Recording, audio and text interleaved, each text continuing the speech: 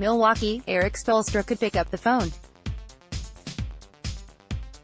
He could call or text his peers in the Eastern Conference with a gentle nudge in Dwyane Wade's direction for when they flesh out their All-Star ballots later this month in choosing the East's 7 reserve spots. The Miami Heat coach could do that, but he won't. "I'm not that kind of guy," Spoelstra said Tuesday morning, before his team faced the Bucks at Fiserv Forum in Milwaukee. "It would come across so shocking and probably disingenuous. When I receive those emails that are not written by the coach, just cookie-cutter letters, I kind of roll my eyes." If Spoelstra, who loves Wade, can't get sentimental over his veteran players' prospects to play in the 2019 All-Star game, he's not about to lobby the other 14 who hold power over Wade's 13th selection. Especially since Wade isn't feeling it, either, in what he's announced as his final season. "It doesn't matter to me," the 12-time All-Star said. "One last hurrah is not going to make or break what I feel about my career. I'll be down there anyway." There still is a chance that Wade could be voted in as a starter. He ranked second among East guards through the second week of fan voting results, behind only Kyrie Irving. Fan balloting, which will account for 50% of each player's total, ends Jan. 2-1 NBA players, 25%, and media, 25%, also will contribute to the selection of starters, to be announced Jan. 24. Then the coach's choice of reserves will come Jan. 31. "I think it's cool from a fan perspective who love this game," Wade added, "that they have so many favorite players that they always want to see him on that stage.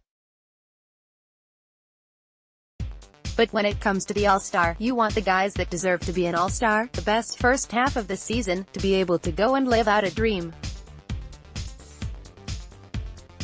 I had that opportunity multiple times. The dream Wade is living out now is about the 40 games left on Miami's schedule, plus any postseason. When this is over, it's over." Father Prime cleaning out his desk and clocking out for Father Time. This last lap through the league has been a season unlike any other for Wade, and for those inside and outside the Heat organization who admire the 6'4" guard and the career he's built over the past 16 years. "A lot of guys in this locker room are going to be as sad and emotional as him on the last game," teammate James Johnson said after Miami's 124-86 loss to the Bucks. "The fight's still there. It sounds crazy, but I'm not the only one who notices it, his want to still get better and help everybody else get better at the same time."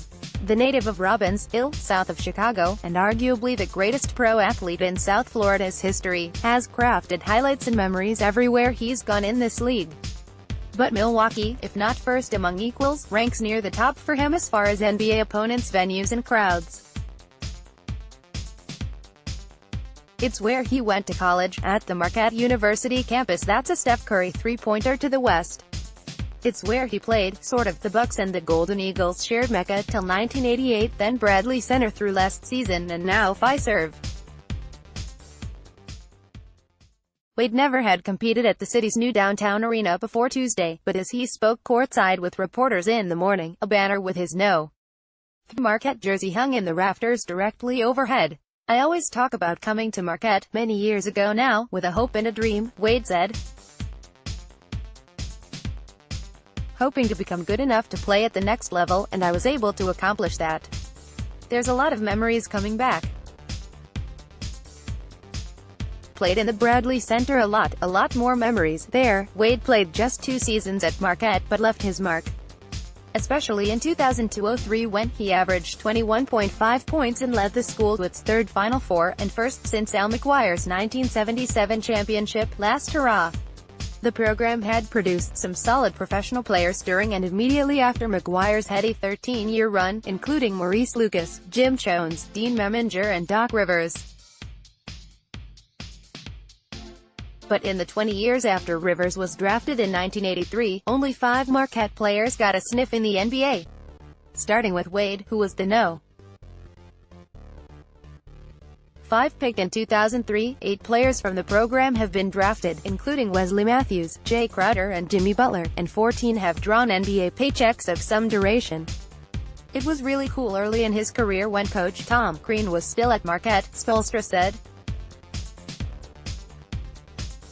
He'd come to our shoot-arounds and our practices, and you could just feel the legacy that Dwyane had created. In years past, the Heat often would hold practices on the Marquette campus in a nod to Wade's roots and as a moment for his younger teammates. For guys to see that connection, the Miami coach said.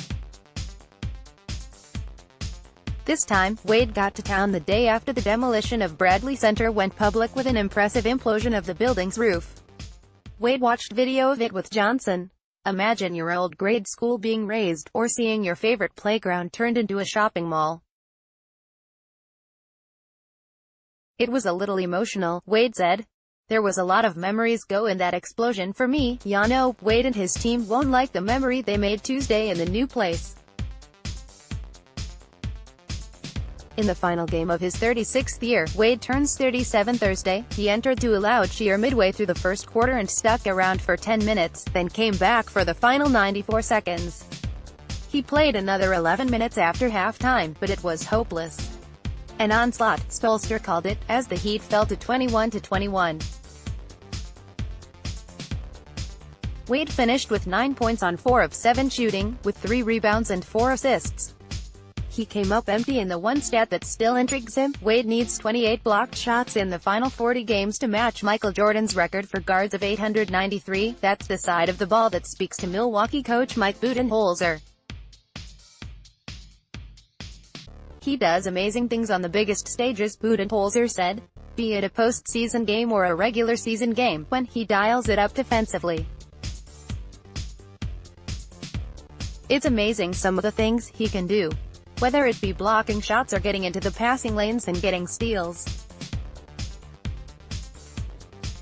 His athleticism, his anticipation, I've been on the wrong side of those steals too many times. Wade is averaging 13.8 points, 3.5 rebounds and 3.9 assists in 25.3 minutes, shooting 42.2% overall.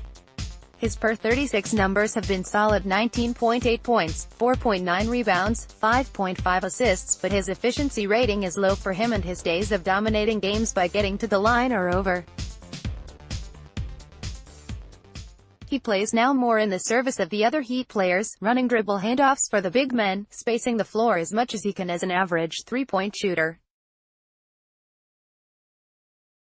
He's no longer what Johnson called the always aggressive D. Wade. The thing is playing a different role, playing with different guys, Wade said. I'm not necessarily always playing to my strengths. I'm playing to their strengths. The Heat and the Bucks play twice more this season, including March 22 in what looms as Wade's final regular season game in Milwaukee. Given the uncertainty of injuries and playoff seedings, though, the teams might meet several more times on the Bucks court. Or the game Tuesday could have been his last there. He swapped jerseys after the game, as has become his custom, with Bucks veteran George Hill. Wade will be back at Fiserv Sunday, when Marquette, at current coach Steve Wojciechowski's urging, honors their greatest hoops alumnus. After Miami plays at Detroit Friday and at Chicago Saturday, the entire team will bus to Milwaukee for the school's 11 a.m. matinee against Providence.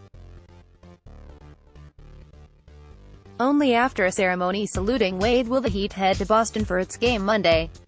I was flattered, Wade said. Just to be able to come back here and create another memory, another moment, with a total different group of guys, with a different student body. Yeah, I'm humbled and appreciative of the opportunity on Sunday to say, thank you, once again for all the support. Miami hasn't been happy with its record, weighed down by wasted opportunities against mediocre foes. He has had his moments, but mostly he has looked like a soon-to-turn 37 perimeter player.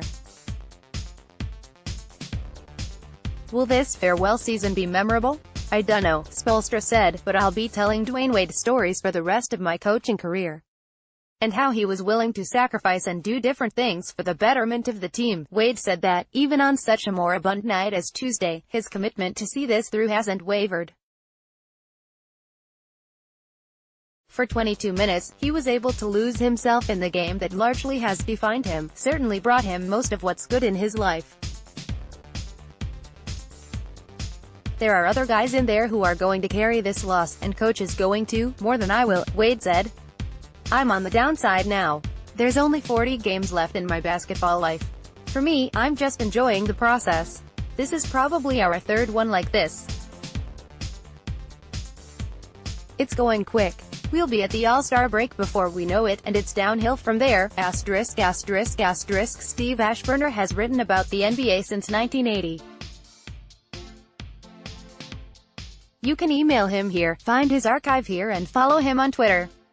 The views on this page do not necessarily reflect the views of the NBA, its clubs or Turner Broadcasting.